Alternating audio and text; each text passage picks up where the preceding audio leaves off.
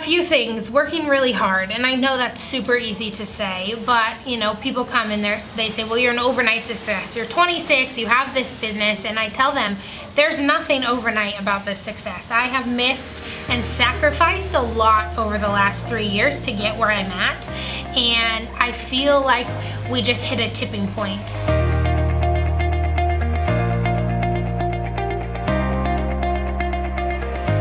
Today with Karoline Rose from K-Rose Marketing. Karoline, excited to have you here today. It's great to meet you. I can't wait to hear the things that you're going to educate us and our audience on. So let's get right to it if you don't mind. Yeah, thank you so much for having me. I'm Karoline Rose and I own the K-Rose Company, which is split into 2 divisions. I have a marketing and consulting side, and I have a cattle company. And so they both run under the umbrella of the K-Rose Company, but they are 2 separate divisions within that company. So why don't you tell me a little bit about yourself, kind of your family, what got you started to where you're at today? Absolutely. I grew up in Three Forks, Montana, in an ag family. My dad was a cattle buyer for a living and graduated from Three Forks High School, and both my parents are Cal Poly graduates. So they really encouraged me to kind of get out and not just go to MSU right away and see if I could take some risks. So I enrolled in Kansas State University, and I was there for a semester, and my dad actually bought a backgrounding lot in Toston, and so he presented me with the idea of, if this is something you're interested in, if you want to come back to MSU, I can give you a role in the backgrounding lot. And I thought that I couldn't really waste those 4 years while that was developing and the business was growing. So I came back to MSU, and I took 5 years to graduate, which is no shock to anyone. And when I graduated, I had several 6-figure job offers. And for some reason, I would get a really panicked feeling when they would call and offer me these incredible opportunities. And I really wanted to be in control of how I spent my time and what I did for lunch and what time I went to work and what time I left. And so I just kept saying, I'm sorry, but I just can't take the job. And I told my dad that I was going to come back and buy cattle for him, and we'll talk more about how that story transpired. But the best part about my life now is my brother and sister-in-law live 5 miles from the ranch. They have a 2-year-old and a 2-week-old. So I see them often, and then I live in Townsend, and so I'm very close to my dad as well. And my grandma flies her own plane, so she comes in about 6 months out of the year, and so that's really important to me, to be close to my family. And then my brother and his girlfriend live in Bozeman, so we're all right near each other, and that's a big highlight in my life. Well, that's fantastic. So you said you're in the business of buying and selling cattle, correct? Yeah, absolutely. So in college, it's actually kind of a unique story. In college, I knew that I wanted to buy cattle, and what it looked like to me to buy cattle was going to the sale barn. Just like my dad did, I figured we'd go to separate sale barns, and then I'd go in the country, and in the fall I'd ship cattle. And my junior year, I was an intern for Zoetis. And I walked into Jim Sitt's office in Dillon at Sitt's Angus, and he said, do you know how to run a Facebook page? And I said, sure. He said, you're hired. And I said, okay. So during college, I ran Sitt's Facebook page and their website, and I got to see a little bit of that side of the cattle industry. And so when I graduated, I still thought I'd sit in the sale barn and I'd be buying cattle in the country. And pretty soon that summer, I figured out that there was a larger portion that I was missing that matched my passions and matched what I was good at. So this has become what in my world would be a pretty disruptive idea to the cattle industry, because most people do still believe you have to go to some sort of marketplace, physical marketplace, to go buy or sell cattle. But you're doing this over Facebook, as I understand it. So why don't you describe that a little more for us? Yeah, you're correct. So the first time I approached my dad and said, we can sell cattle on Facebook, he said, no way. And I said, watch me, which is how I kind of go through life. But what I realized is on Facebook we have an unlimited opportunity to reach people. And when we're selling something that someone else might want, particularly in the bred stock side, so bred cows or bulls or replacement heifers, the more people we can have viewing those lots, the better. So I started to put these cattle on Facebook, run Facebook ads, and just really showcase what Montana has, what Idaho has, to the rest of the United States. And it was a really tough sell at first.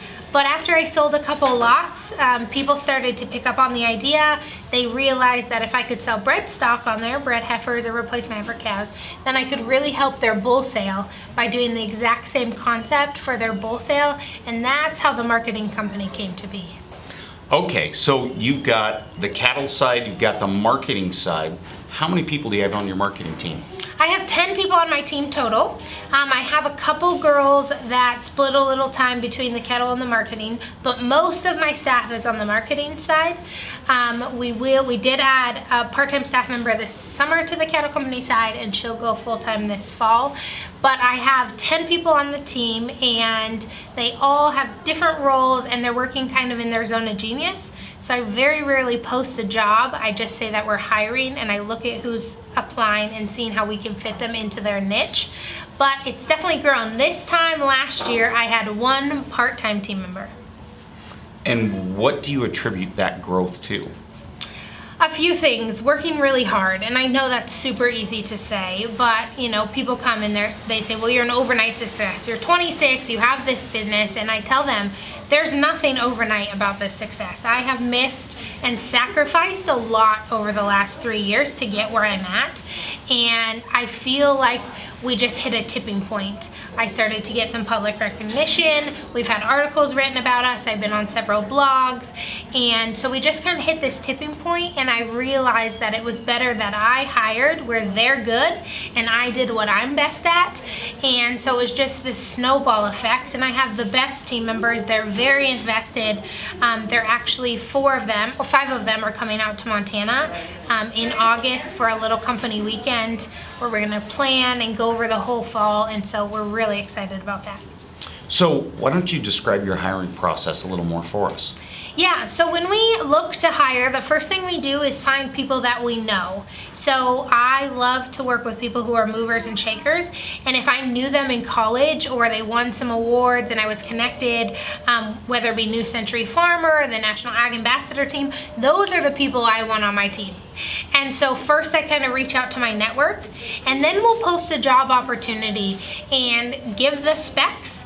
And we look at resumes. I have a girl on my team, Rachel, who sorts through all the resumes, and we kind of find the people that just really stand out. They're willing to take risks. They're very honest. They understand the industry, and we find their zone of genius, and then we say, okay, how can we fit you and your zone of genius in my team so you're performing at the very best of your ability and you're doing work that excites you every single day. So you've now used this term, zone of genius, several times. Just explain that to our audience, if you will. Yeah, so zone of genius, what I want that to be the point that excites them, combines their passion and something they're really good at. So if they could do one thing for the rest of their life, I ask them, what would that be? What is something that just lights you up? You want to listen to podcasts about it. You want to read blogs about it. You want to try new things. You're willing to do whatever it takes in that little area. And for some of my team members, that's copywriting. And so they're a pro at copywriting, and I pay for them to become better, go to conferences, take trainings, and they're the best copywriter ever. And then for other people on my team, they're the best web developer. And so I pay for them to go through trainings again and courses. And so if that lights them up, I want to light that flame and make it better, because they're going to work better if they love the work they're doing and if they're good at it. Excellent. So what is what I would call a plateau or a leveling out in your business or your personal life that you've hit recently that you had to find something unique to get you over that hurdle? So about a year into my business, I realized that there was a lot of people popping up who were doing the same thing. My idea was not unique. There was a lot of people in Nebraska and Kansas who had kind of caught on to the concept.